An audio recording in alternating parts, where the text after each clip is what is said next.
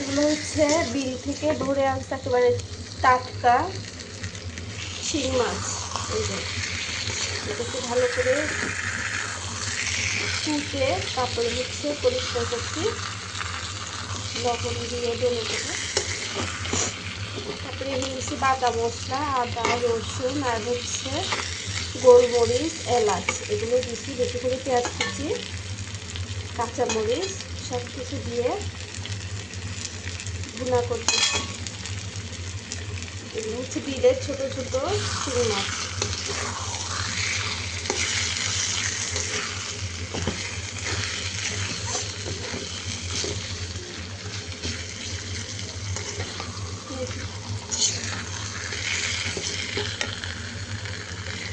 মাছগুলো খেতে অনেক স্বাদ, কিন্তু কুটতে আর পরিষ্কার করতে অনেক ঝামেলা।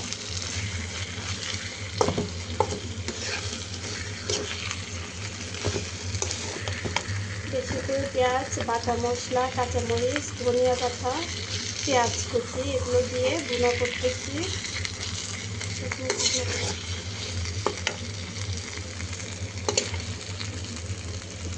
হচ্ছে শিং মাছের ভুনা। টাটা।